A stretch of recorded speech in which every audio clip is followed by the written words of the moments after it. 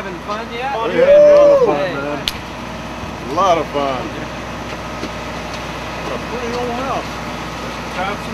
Yes, sir. I'm the driver back there, but my son drives for the Oak Ridge Boys. Is that right? They're buddies of They mine. sent their congratulations to you. They're buddies of mine. I'm Billy Ray. I'll be with you for a while. Good. We have a very aggressive plan. We realize we don't have as much time as everybody else, but we feel very confident that we have plenty of time, but we have a lot of work to do in the next 5 months. And we're going to be very strategical and targeted about how we approach this campaign and work in the states that we need to help us get the momentum to get to February 5th, which is obviously a very big day with lots of primaries, and continue to move to get this nomination. But again, the support that we're receiving from you all is very, very helpful. We need you to get out there and help us. But I'm going to turn it over now to the Senator and let him tell you about his first day out on the campaign trail. Here's Senator Thompson. Oh, thank you, Randy. Thank you for that totally objective assessment. But mainly I want to thank you folks, and especially the ones who are having these house parties, but thanks to everybody who would come out and spend a few minutes with us. This has been a very special day for me and my family. My wife and kids and friends have been together, and we're traveling together, and we've just had a wonderful reception. We're finally down talking to the real folks, which is what this is all about. You know, when you start considering something like this, there's a lot of talk and speculation among the talking heads and the pundits and the professional folks who work for campaigns and make campaigns their professional business and so forth. But you have to get through all of that and get to the real thing. So this is the traditional time when people are focusing in on politics, and after Labor Day, and I think the timing is absolutely excellent. We've taken a few months to get our ducks in a row and got great people like Randy involved, and all of us had to get disengaged from other things we were doing, but it became more and more evident as I travel around the country that people were opening a door for us, that they were ready to talk about serious things in a frank and forthright manner. And I think that if we are in fact on the same wavelength of the American people, we can do some great things.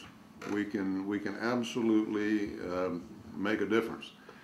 I simply love my country, and I'm concerned about her future. I think that we're coming up on some decisions that are going to determine the course of this country for many years to come. Those need to be wise, courageous decisions that will be on the desk of the next president, as well as the American people. They'll have to do with the most important issues in this world as far as government and politics are concerned, and that is peace and prosperity. Peace being something that we want to achieve, but something we do not have. We are engaged in a global conflict that unfortunately is going to be with us for some time. We need to understand that. Iraq is a part of that picture. But we need to be resolute, we need to be firm, we need to protect ourselves, because we're facing enemies that have no conscience and play by no rules and are trying to get their hands on weapons of mass destruction. And we need to face up to this in terms of allocation of resources and national unity especially. When I talk about prosperity, I'm thinking about future generations as well as ourselves.